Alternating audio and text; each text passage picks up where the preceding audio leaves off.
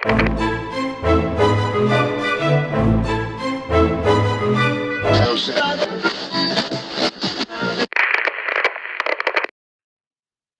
guys, welcome to the lab. We're back with some more exclusive content. Really exciting episode for you guys today. We got to sit down with rapper, songwriter Skyzoo last year, and we were able to create a couple hats.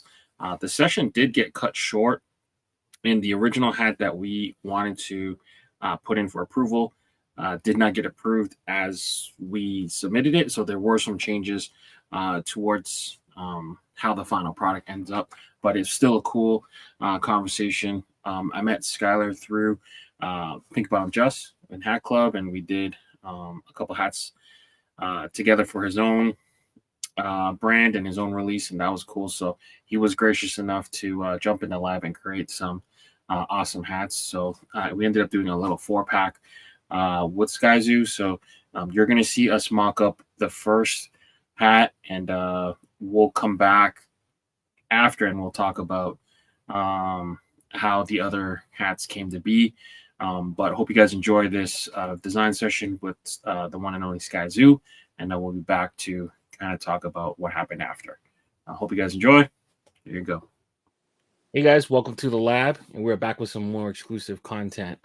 We have a very special guest in the lab today, rapper, entrepreneur, extraordinaire Skyzoo is in the house today. How you doing today, Peace, Sky? peace. What's going on, man? Good.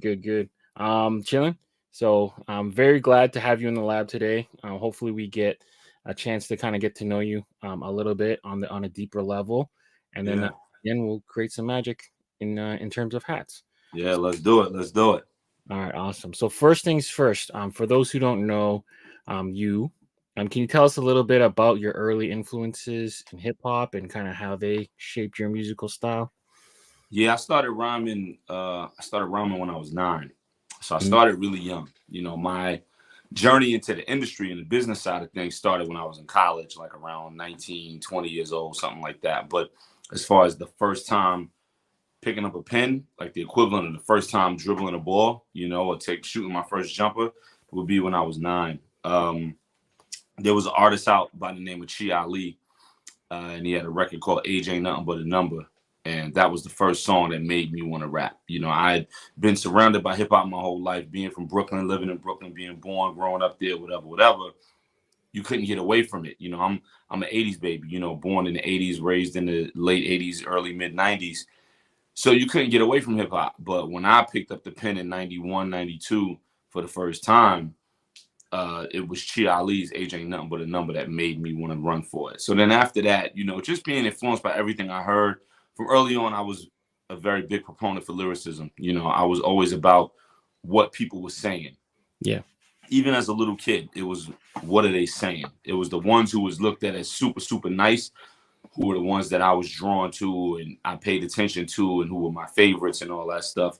And then as I got older and my influences started to really settle in, you know, I would say preteen to teenage years, 12, 13, 14 years old, it was Big, Nas, the Wu, you know, specifically the Genius, Ray, Purple Tape was huge for me. Iron Man was huge for me, you know, Tribe Called Quest and Jay, you know, when Reasonable Doubt dropped in 96 and all, and it kept going. And then really big influences of mine was Mace and the Lox, you know, huge influences of mine, and then Black Star and, you know, all that. So it was a nice melting pot of things that came together that made me the MC that I am. Beautiful. So your lyrics often feature like intricate storytelling and vivid imagery. Like, what is your creative process towards crafting your lyrics towards a song? Well, for me, I'm inspired by life. You know, I'm the dude that can be sitting in my truck at the light and look out the window and a bus go by, and the billboard on the bus will inspire a song title. Okay. Or will inspire a concept. You know, like, I'm inspired by life. I'll look around, things that go on, books that I read, conversations that I hear, they'll spark a concept or an idea. And I won't write a song about the conversation I just heard. I would never do that. But one thing that was said in that conversation, or one thing that I read in that book, one line, the way a sentence was put together, may inspire a title or inspire a whole different concept, and it just becomes a domino effect. And I think that's the beauty and the joy of being a writer and being someone in literature and being someone who takes that to heart, you know, and who was built on that. So even in the music, I approach it from places that are outside of the music, you know. So that's where that goes. Awesome. The Salvation is often regarded as one of your breakthrough projects. Can you share Yeah. some of the inspiration behind that album and kind of how it affected your career? Yeah, that was my debut. You know, that was my debut album. They say you take your whole life to make your first album. And that's very true. You know, if you're somebody who lives and dies by the music, especially when you're first coming up, yeah, you take your whole life to make it. So the creation of that album, you know, it was my debut. I'm like 25 years old when I'm starting it. And, you know, I started recording it in, what do I want to say, like '08. So I'm like 25 going on 26. And, you know, I'm putting that album together and it just means the world to me. You know, it was the breakthrough of Jamla Records for Ninth Wonder. You know, I was the first album to officially release on Jamla with Ninth and through Duck Down. And, you know, so it was that. And it's a lot of just a lot of dope moments, you know, a lot of dope moments and different things that came from that. And I did that album just a young and just gunning for it, you know, from Ninth to Just Blaze to Ill Mind to Black Milk to Needles to Knots to, it was just loaded with producers. You know, I was the only artist on there. I had Carlita Duran on there, shout to her, you know, singing. But as far as the MCing, it was just me. You know, my goal with it was only I can tell my story. Yeah. And this is the first time people get to hear my full story, or the beginning of it rather. So let's roll, you know. And yeah, it was my debut, you know. And every album after that, you know, your albums are like your kids. You love them all. You know what I mean? You love them all. You know, Joe and Catherine Jackson, you know, had what, 12 kids or whatever, but they love them all. Whether it's Mike, Tito, Rebe, Janet, you know, so you love them all. But yeah, The Salvation was my debut. So that was the first. Awesome. Can you share your thoughts on like the role of like ghostwriting in hip hop today? Like how has it kind of evolved over the years? Yeah, well, with me being a ghostwriter, I'm sure that's why you asked that. Me being a ghostwriter, you know, I see it on both sides. You know, I see it from the side of the artistry and being a true MC and saying, nah, man, nobody's going to write for me, because I was always, and I still am, of the mindset of no one ever writing for me. Even though I'm a ghostwriter, I'll never have someone else write for me. So my motto was always, I would retire for two reasons. One, I didn't feel it the same as far as the love and all that. Or two, I felt like I couldn't do it anymore. If I ever felt like I couldn't do it anymore, I would step out. You know, if I ever felt like, man, it's taking way too long to write this album or write this song. And I don't mean a normal writer's block. We all get writer's block and we need to take a break. Any MC or songwriter or anybody say they don't get writer's block, they're lying. You know, it's just impossible. It's like a runner not getting tired. Of course you're going to get tired. Like, it's just what it is. It's like you shoot 1,000 jumpers a day saying your arms ain't tired. Your shoulders is killing you at some point, you know? So we all get writer's block one way or another, but meaning where it's just extended. You know, I always said those would be my two reasons. I would never have somebody write for me. But then on the flip side, on the business end, I write for other people. So I want people to need help. You know what I mean? Because it keeps me in business, you know? It keeps me employed on that side of the fence. And I get it. I get the uproar in it. Because if you're an artist who prides yourself on just making dope music and being an entertainer and all that type of stuff, having a writer is no problem. You know, there's tons of MCs and producers, rappers that we know about who we know they don't write all their stuff. We know they may not write none of their stuff, and it's okay.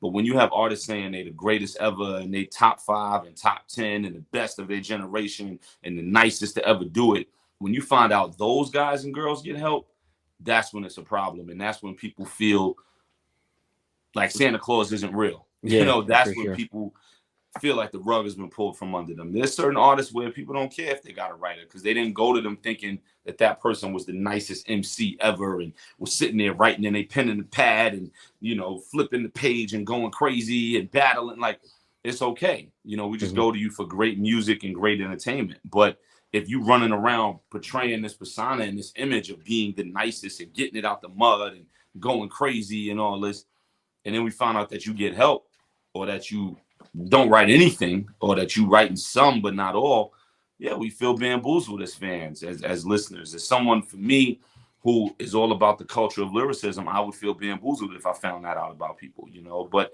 I've been blessed to write for and write with some of the biggest artists of our time. You Yeah, know, some of the biggest artists of our genres, some of the biggest artists of our generations, this one and ones prior. of course. And it's a blessing, as well as new and up and comers and young ones and this and this and this and the new lit ones and the hot ones. And it's a blessing, you know, but it is another facet of my career, another chapter in the novel that is the story of Skyzoo. Of course. What sort of factors would you say go into influencing your decision on whether or not to take on such a role or work with a specific person? As far as ghostwriting, Yeah.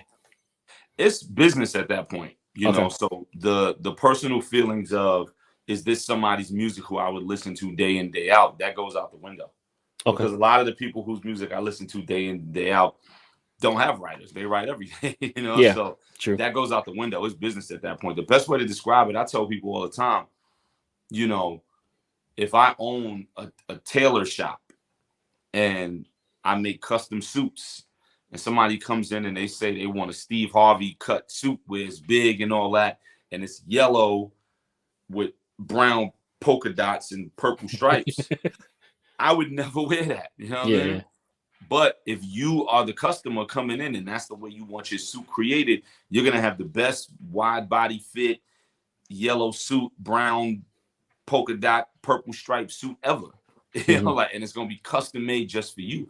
A lot of writers, they'll write a record for somebody and you can tell who wrote it because you can hear them. Yeah. It's like they wrote a song for themselves and just had somebody else spit it. I hate those type of writers. I can listen to it and automatically, boom, oh, so-and-so wrote that. Boom, such and such wrote that. Not because I was in the room with them, not because I was there, anything like that, but because I can hear it. I don't want you to be able to hear me in the record. You know, I want you to hear the record and have no idea Skyzoo wrote it. Yeah. That's a great ghostwriter.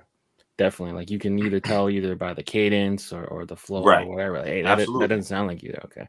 Absolutely. Yeah, because that's another thing. Because like you're often writing in someone else's like voice and style. So like for you, every time.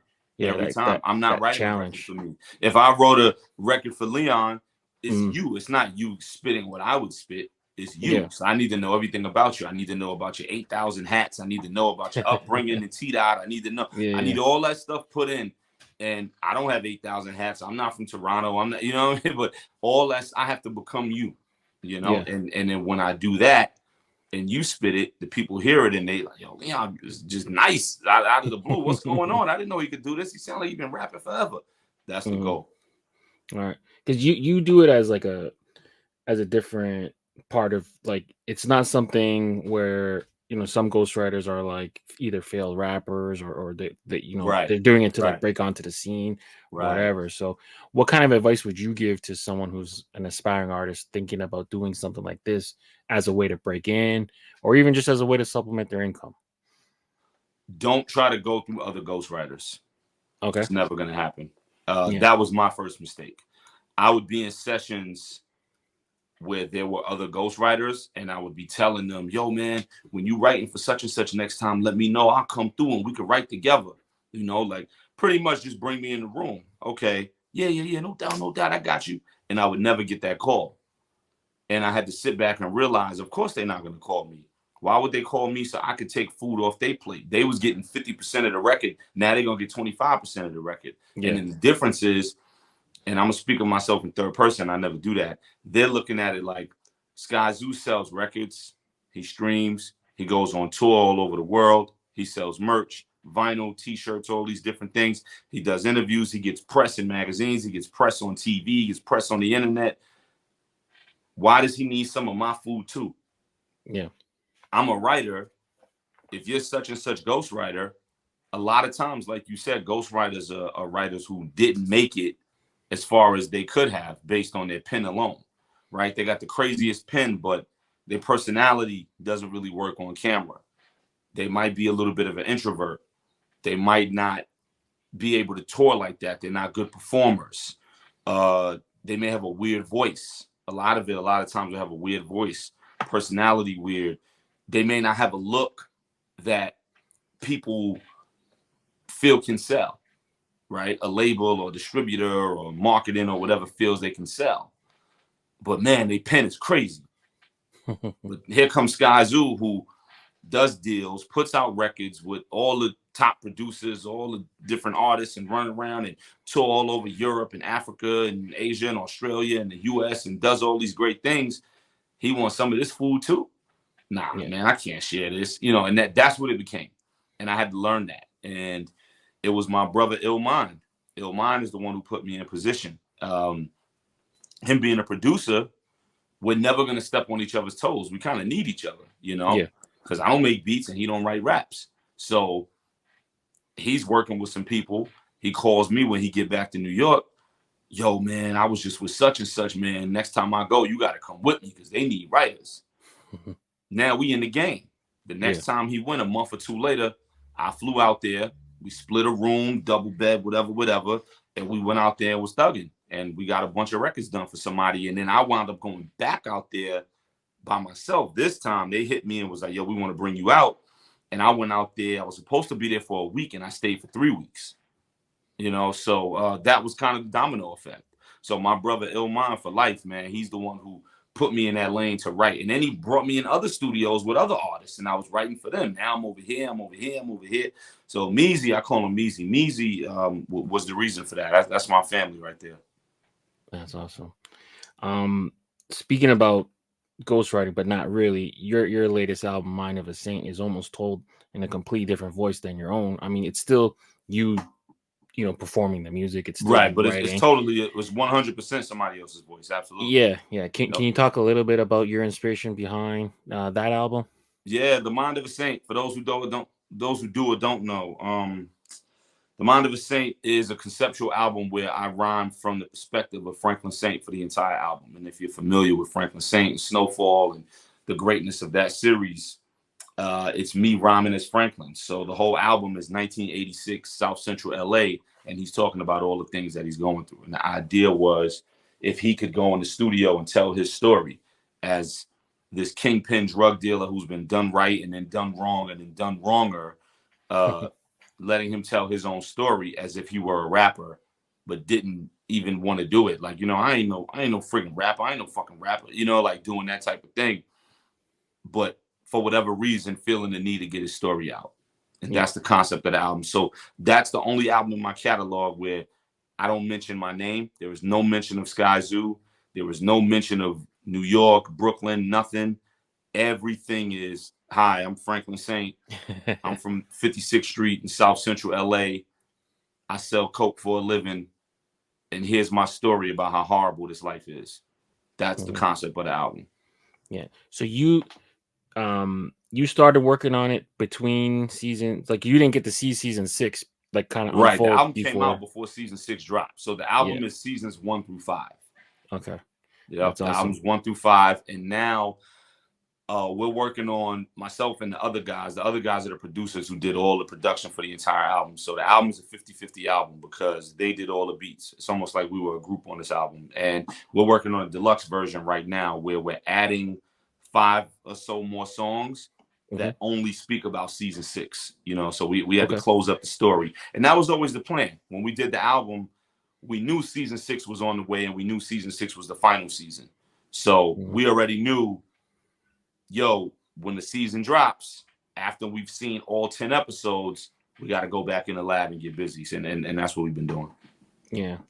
In terms of the show itself, like it was like one of those shows for me that I was like, okay, I want to watch it. But as soon as you announced, I think it was like last year, I was like, you're going to do this. I was like, okay, I got to catch up because I got to see what this is all about. So FX definitely owes you a check, man. Appreciate it. Yeah. A lot of people said that. A lot of people were like, I never watched the show until you brought it up, or I planned on it, or I watched a couple episodes of season 1 and then I stopped, or whatever it is. And I'm honored by that. Obviously it's a humongous show and it's done amazing things. And it is a part of history. It's a part of cinematic history.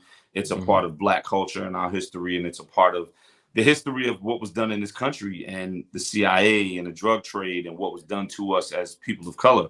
So it checked every box, and it hit a lot of different layers of history, like what I just named.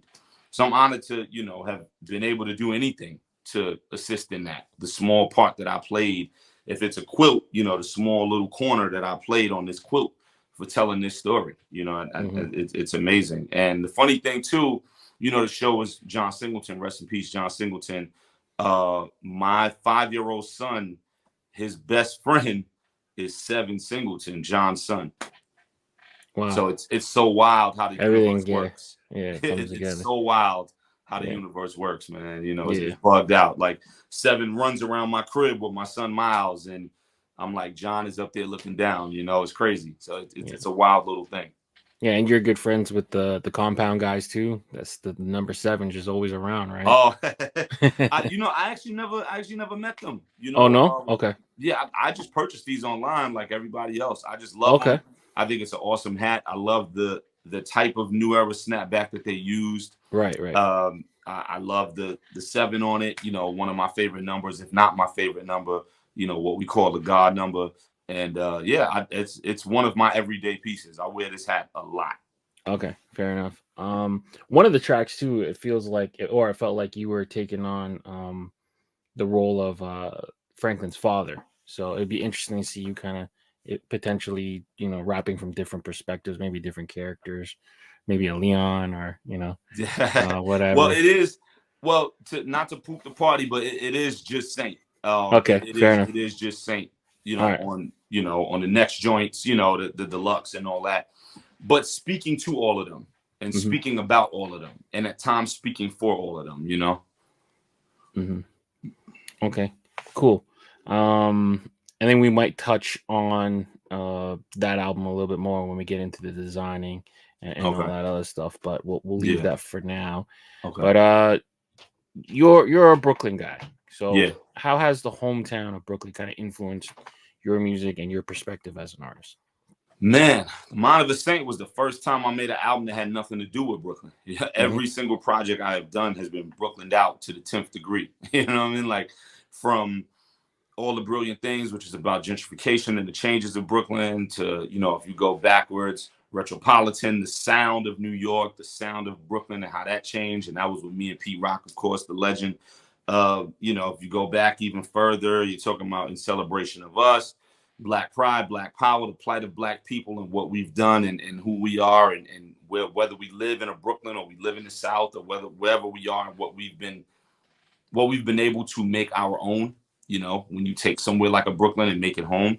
So Brooklyn has always been all over my music, which is why the Mind of a Saint is so unique, because it's the one time there is nothing to do with New York. So, you know, it's 718 through and through. Many of your songs touch like social and political topics. Yeah. Like, what do you think the role of hip hop plays in addressing like important societal issues? It's supposed to do all of that. You know, it doesn't have to do it every day. Every artist doesn't have to do it. It doesn't have to do it on every record. But hip hop is supposed to do that. You know, it's how it started. Whether it's White Lines, whether it's, you know, it's how it started. You know, whether we talking Curtis Blow, we talking about Grandmaster Flash Furious 5, we talking about BDP, whether we talking about Eric B and Rakim, whatever it is, you know, it's supposed to do that. Public Enemy, without a doubt. Shout out to my bro Chuck D. NWA, without a doubt. You know, so many. There's so many. Ice-T, 6 a.m, Police at My Door. You know, it goes on and on. You know, it's supposed to do that at least 50% of the time, because it's the music of the people.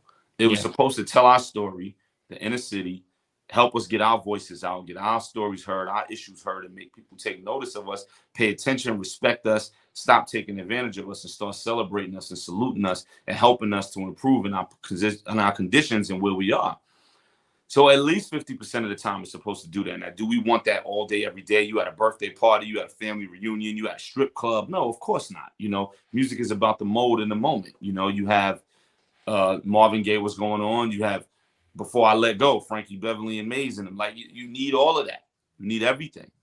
But in hip hop right now, we're only getting one thing. We're not getting everything, and I think that's people's issues with it. Yeah, I can agree with that. It almost feels like soulless and Right. repetitive, or maybe the songs are made made short so that you get more streams and different stuff like Absolutely. that. It's all business. It's all people go in the studio thinking about the video before they wrote one song, before they made the beat. People Yeah. go in the studio thinking about the marketing campaign before they wrote one bar. It's Mhm. backwards. And it's all the Yeah. business end that did that. Yeah. And even like social media with either like the Vine age or even like with Instagram or TikTok, like, you only got to be good for like 10 seconds. You just want to become viral or Absolutely. whatever, You just want you know. another 10 seconds. Yeah. Yeah, Just get into the exactly. next 10 seconds. Exactly. Okay.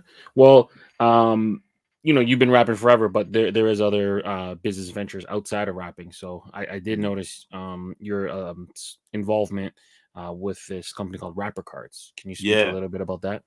Yeah. Shout out to my brothers Eddie and Nate, Rapper Cards. It's a company that we launched a couple years ago. Eddie and Nate had it rolling a little bit, like they were already in the mix, and they came to me and wanted me to jump in and partner up with them on the business. And we sat and built on it, and I became a partner, and it's been dope. We've been blessed to work with some of the dopest names of this generation and prior. So what Rapper Cards is a trading card company in the essence of baseball cards, basketball cards, etc., but for rappers and producers and DJs of that sort. And what we do is we create cards. Let's say, take me for instance, we'll do a Skyzoo card. We're limited to 150 to 200 cards, depending on the artist and what we feel the demand is or what the artist wants to do. So let's say we do one of my cards. Let's do a Skyzoo card. We'll do 150 pieces. All 150 pieces are hand autographed by me ahead of time. So we'll print the cards. I'll approve the design. We'll print the cards. They'll come to my doorstep. I'll sit down and sign 150 cards, ship them, and then when the customers buy them, you're buying it in the mail already autographed, but it's not a stamp autograph. It literally is my handwriting. I sat at a table and autographed all of them. They come autographed already. They range from $40 to $60, depending on the card, depending on the artist and what the situation is. And it's been really dope. We've done everything from my brother Conway the Machine, shout out to Con, Coogee Rap, the Cool Kids, my brother Apollo Brown, my sis Shay Noir. We've done Rome Streets, Blue. Who else? Man, so many. Talib Kweli. That was one of our biggest cards. Shout out to my bro Talib. Green We've done a Lantern, lot. I think, right? What's that? DJ Green Lantern, I think, was there too. Yeah, we've done a lot. We've done a lot, and it's been really dope. I'm forgetting so many cards. My apologies, everybody. The catalog is huge. Everyone definitely check it out. Yeah, but the craziest one we've done so far is what you call a relic card. We've done a couple relic cards, but the first relic card we came up with, it was an idea that I came up with one day on a conference call with the three of us. A relic card, if you're familiar with sports cards, basketball, football, baseball, a relic card is where you take a game-worn jersey and you cut it up into like 2,000 pieces, and they're like this big, and you embed it in the card. It makes the card skyrocket, right? That card could retail for $600-700, and you could flip that for $1,000 or $2,000. So we wanted to do a Sean Price card. Sean is my family, rest in peace. That's like family. That's my bro. And we wanted to do a Sean card. Obviously, Sean isn't here, so he couldn't autograph it. So I said, well, how can we do a Sean card without him being here? And I had the idea of a relic card. I said, what if we do a relic card the way the NBA does Melo jerseys and LeBron jerseys and Trae Young jerseys, but we did it with a card.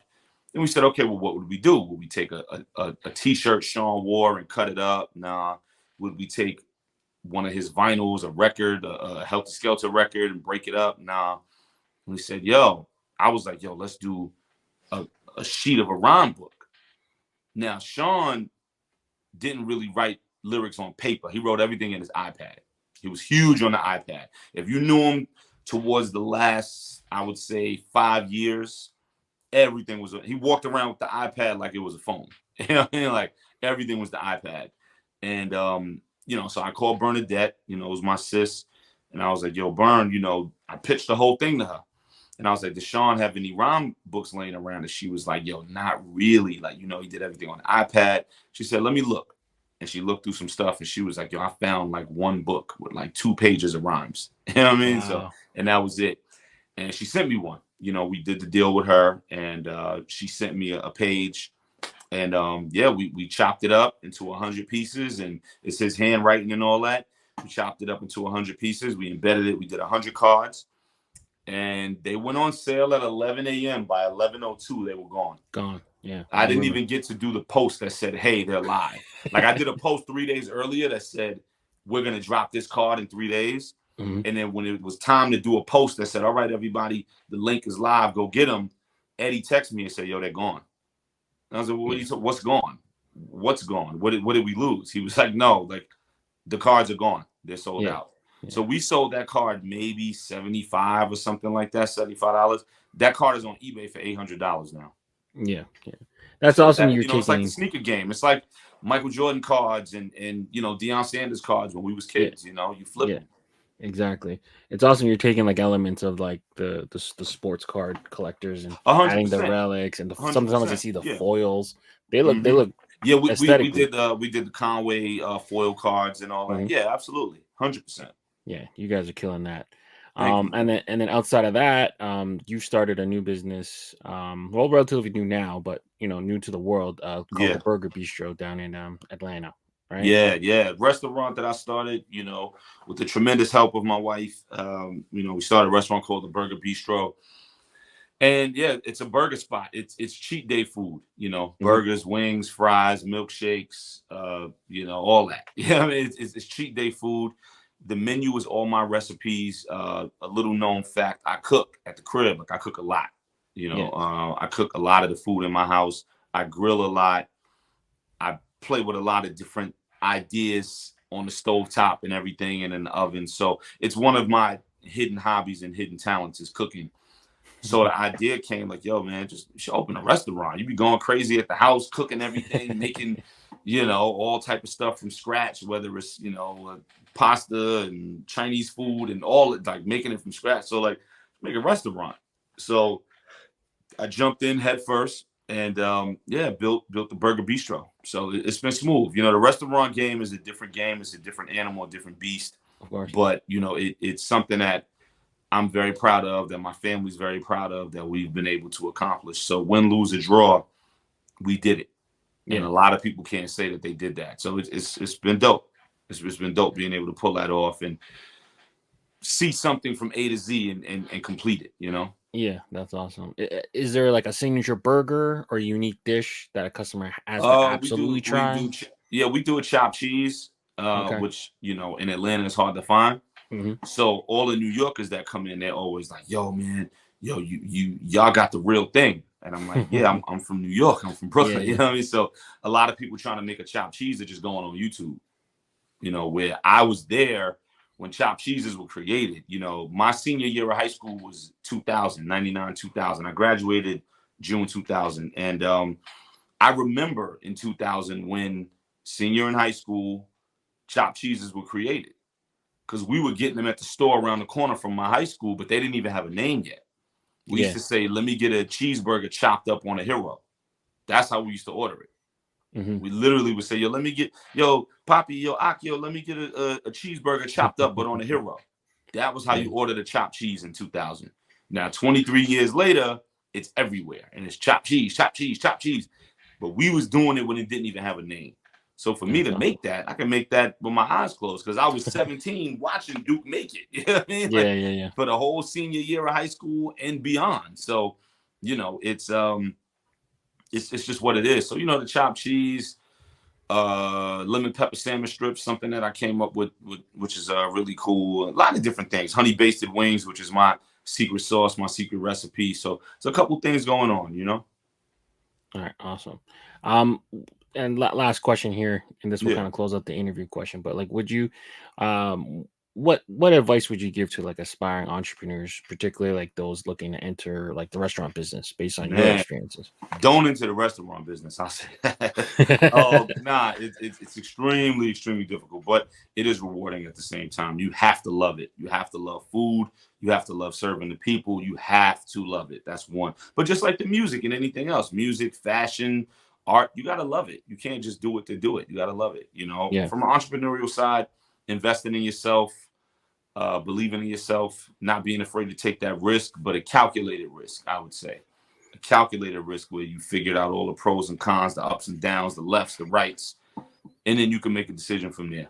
You know, from the music side, I would say remember that the business is always going to be the business and it's always going to go a certain way. But if you love it, it's worth it.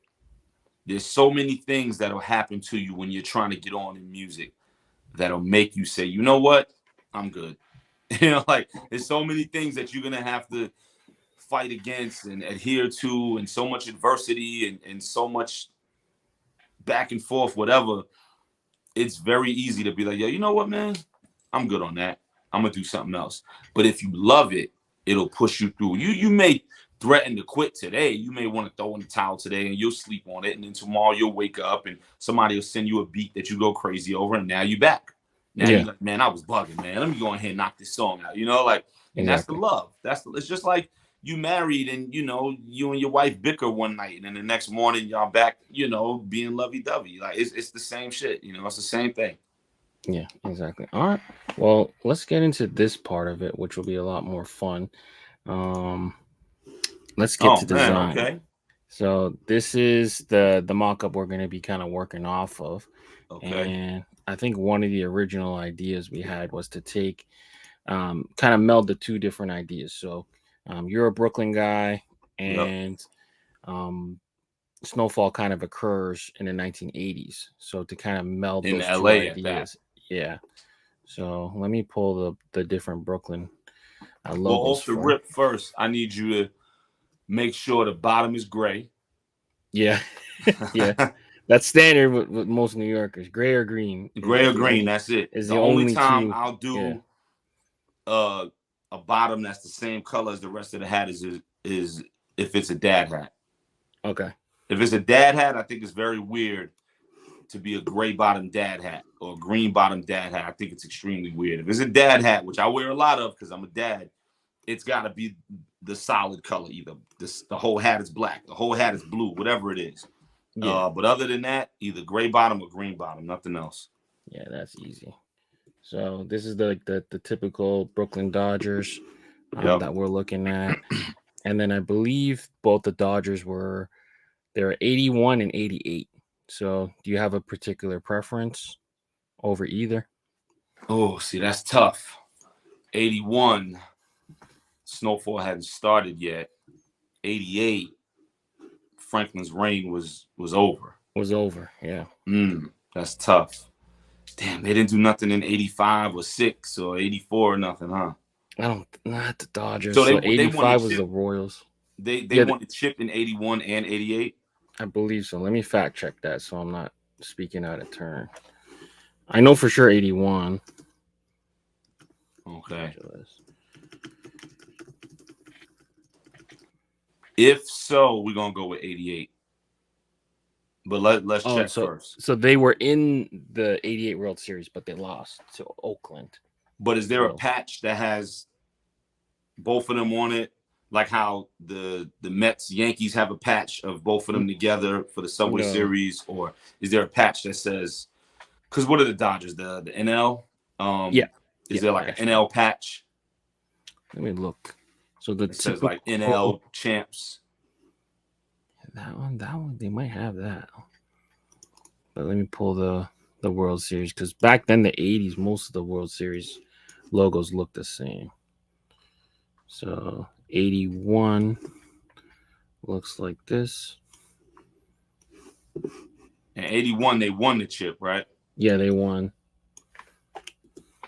And then 88 looks like this, but they lost to Oakland.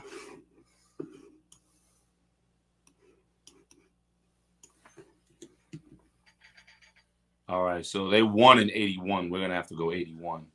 Right. Unless it lets you do two patches. You could do two, but so one would be at the side and one would be at the back. Oh, because you can't cover the new era, right? Mm-hmm. Yeah, or you can do it above the new era, but then it looks different because it's smaller. Yeah, no. That looks junky. Let's go 81. Okay, perfect. And then you said gray bottom, right? Gotta be gray 100%. Bottom. So let's do that. And then in terms of the crown, what color were you thinking? Like the brim? Yeah, like how you want to color it. You want to just use Dodger blue? Do you want to make it Dodger navy? Blue. Yeah, okay. Dodger blue. Oh, you can make it navy? You can make it, yeah, pretty much whatever you want. I feel like that defeats the purpose of it, though, of telling the story. Because the Brooklyn Dodgers is royal blue. Mm-hmm. The LA Dodgers is royal blue. Let's go royal. Let's keep it Dodger blue. Okay, cool. And then what else can we add as far as, can we add little things on it? Like if I wanted to put some snowflakes somewhere, you know? That we would have to get it approved. We had to try, but normally these are just like easy like color flips. Okay. So we would just take the blues and add the logos and the patches however you want. Is that a brim that we left white over there on the right or no? Yeah, but not on purpose. Okay. I just missed it. So blue. I left the band white to make it like kind of. Can we make the band black? You can make it black. Yeah, let's make the band black. You can make it black. I always like when the inside band is black, because then obviously you can, don't get as dirty and whatever. Yeah, more durable. Absolutely. Let's make that inside band black. Mm-hmm. And then this. So do you want to make any changes to this? So there's this color that everyone's using right now. It's called metallic iris. So it gives it like this kind of pearlescent color. You could potentially flip the white and put that there. What does it look like as the iris? It just looks like a pearlescent kind of look, iridescent almost. Like shinier? Yeah, like shinier. It gives it like almost like a metallic sheen to it. How you like that? It looks okay sometimes. I never. It just makes it a little bit different. I saw it in person.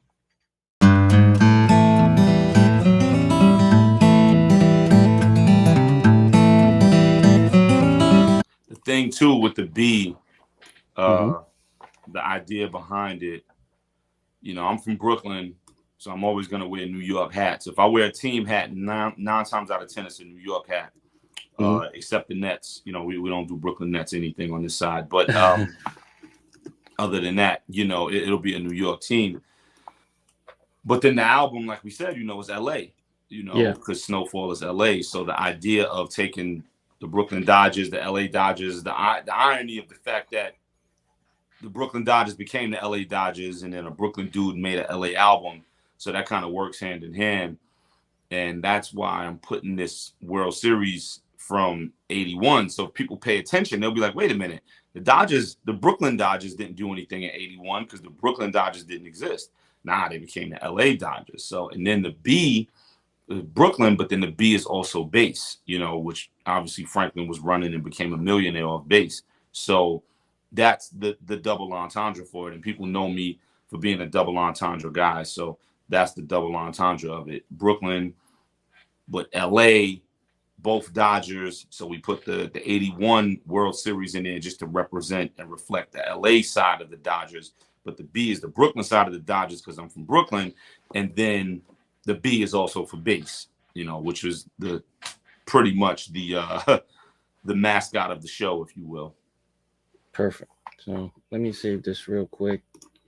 And I don't think I've ever seen you in an Atlanta hat, right? You don't really? Nope. Okay. So that's a no-go.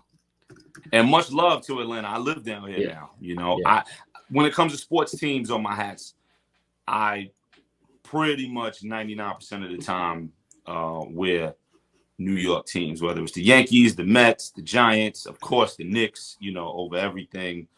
It's always going to be a New York team. The Rangers, it just won't be the Brooklyn Nets. I'm sorry, that'll never happen. But I have a ton of hats that aren't sports related. I have this Compound 7 joint. I have a ton of hats that aren't sports teams, because how many days can I wear a New York sports team hat, right? So plus I just love dope hats. So I have a lot of hats. I mean, I'm not Leon over here with 8,000, but you know what I mean? I might be sitting on about 100. Before we jet out of here, do you have any words of wisdom for the people out there? Where can they follow you? Any upcoming projects you want to shout out? Yeah, just everything I said earlier. Do it for the love. Whatever you're doing, do it for the love. You're a perfect example of that, Leon. You love hats. You love the hat game, you know, fitteds and whatever. Like you love it, and you are a connoisseur of it. You are a giant and a, you know, legend in that world. You know, like the way you know hats is ridiculous, and that's all from love. That's all because you love it. You know, so people use Leon as an example, use me as an example, you know, use some of your favorites as examples. Do this shit because you love it. You know, that's one. Two, follow me, Instagram at Skyzoo the writer, Twitter at Skyzoo. I think my Facebook is the real Skyzoo, if I'm not mistaken. I don't be on Facebook as much, but hit me on all those. And the Mind of a Saint deluxe version, myself and the other guys coming out this fall, you know, coming out before the end of the year, before the holidays and all that. Yeah. I'm very grateful that we've crossed paths. You know, we've known each other for a couple of years. I got to help you on your last album in terms of merch and a little bit, so that was awesome. That was amazing. I don't need any credit for that, but like just meeting. No. You were hugely instrumental in the Yankee hats and the Knicks hats that I did with the project patches and the brownstone patches. That was for all the brilliant things, you know. So that was incredible, man, and I can't thank you enough. Exactly. And it takes a special person, because my Blue Jays are playing the Yankees right now in the Bronx for me to wear a Yankee hat on game day. But you know, this was the one that you know, you gifted to me, so it is one of my prize joint. One of my prized possessions. So for you know, everything you do, I'm a huge fan. Love to see you succeed, and much success to you in the future. Oh, thank you, bro. Same here, man. I can't wait to get them joints, you know what I mean, and see what we do, man. I appreciate it. All right. For Sky and Leon, guys, we're signing out. We out of here. Peace. Okay, and we're back. Hope you guys enjoyed learning a little bit more about Sky. Amazing dude. So humble. It was cool to be able to talk hip hop with him and kind of design a hat for him. So now we're going to cut to the part where he opens and unboxes the 4 hats. And I'll come back after and kind of talk to you guys about how I came up with the designs and why I made them for him. So hope you guys enjoy the unboxing portion. Skylar opening the boxes. Yo, peace. It's SKYZOO Skyzoo, live out the borough, locked in with my peoples, Pro Image Sports out of Colorado. My man Leon in the lab in Toronto. We did a dope New Era fitted collab. I haven't seen them yet. I kind of orchestrated it from afar, and I'm curious to see how they came out, man. I know what it looked like, but I don't know what it looked like. Let's see the unboxing in real time. Yeah, that's wild. Okay, so break it down to you, right? Brooklyn Cyclones logo, royal blue, blue and orange, the Knicks, you know me. Brooklyn, of course, you know me. But then the 86 World Series on the side, the significance of that, it kind of doubles as a Mind of a Saint hat, because 86, Mind of a Saint, Snowfall. 86 was when Franklin was going wild and when things took a turn. So 86 kind of signifies the year of Snowfall in a sense, seasons 5 and 6, a little bit of 4, but really 5 and 6. So it's a Snowfall vibe there, but it's still Brooklyn, it's still me, and then the royal blue too for the Dodgers, paying homage and respect to LA, Snowfall, but at the same time, Brooklyn all day, me, blue and orange, the Knicks. So it goes in a lot of different, you know what I mean? It goes in a lot of different directions, man, you know? Yeah. Leon, shout to you, my bro. Pro Image, shout to y'all. Yeah.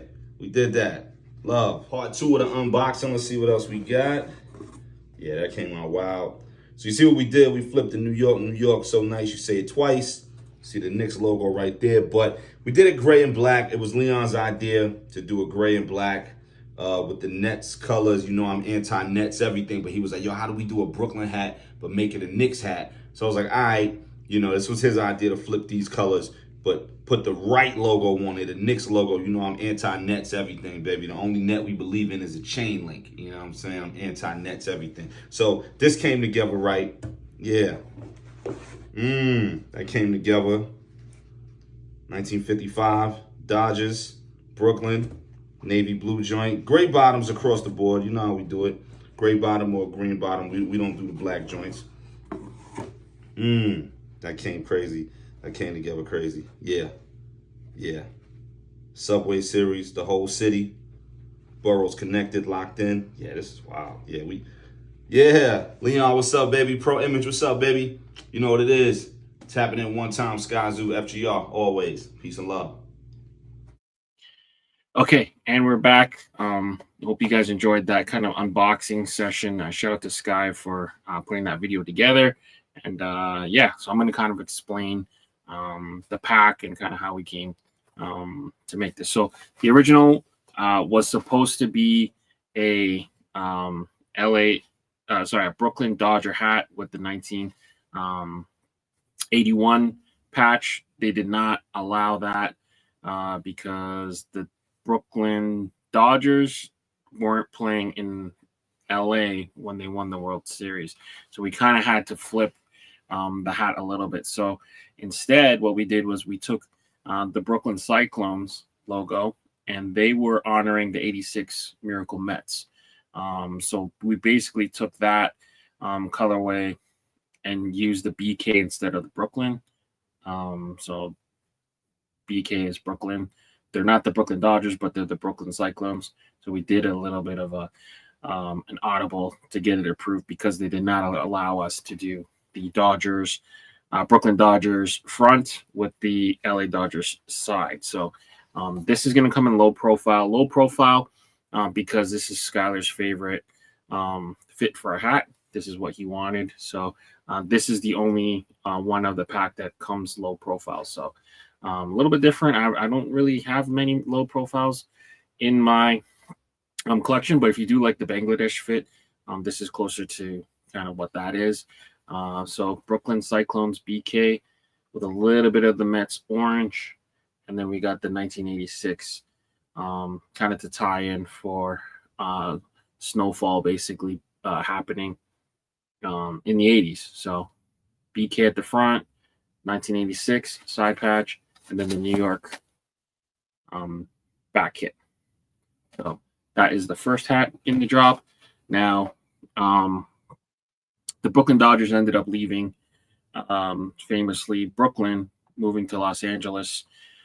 So we wanted to kind of tie back Brooklyn, New York, the Dodgers, and kind of their link to New York. So basically what we did was we took the Dodgers colors for the hat and we put it on the New York Mets script, and then we put the Subway Series patch because New York, New York. So basically this is the Mets done in like a Dodgers kind of colorway with the 2000 patch, kind of signify the Dodgers leaving New York but still having ties to Brooklyn. So this is the second hat of the drop. The third hat comes from the Knicks. So basically, I wanted to do the New York City logo that Ronnie Feig worked on the Knicks with, and I wanted to turn it into a Yankee looking hat, but it did not get approved initially, so we did add the gray.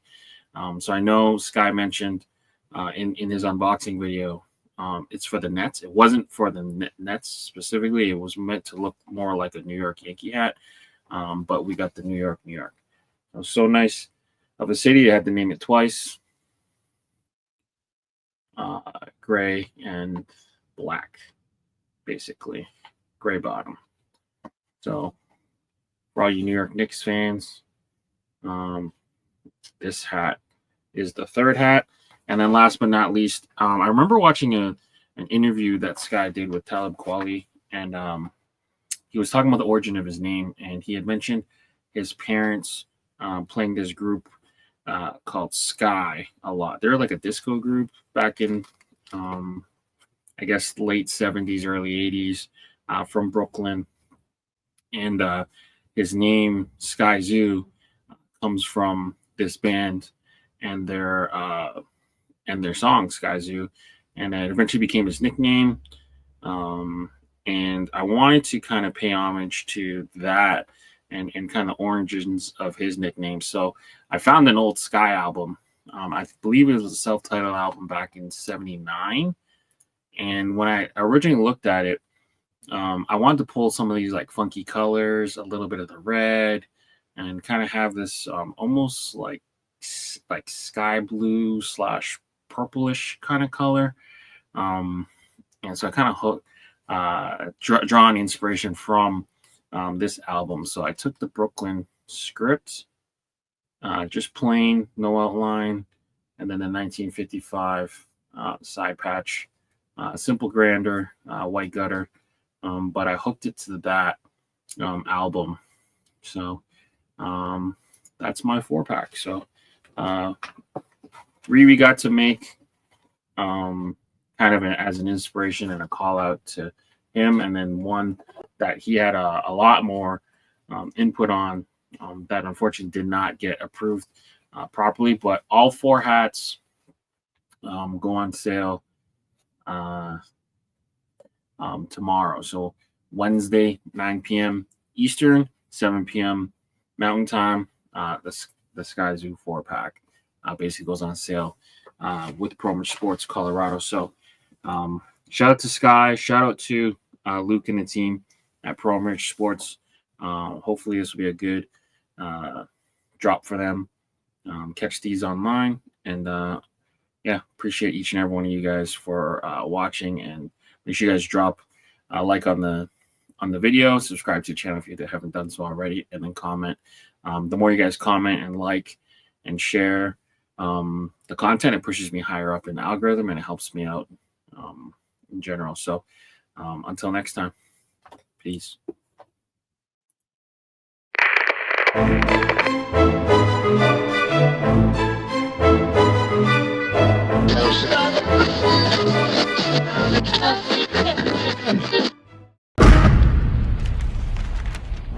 Brought to you by VFTV.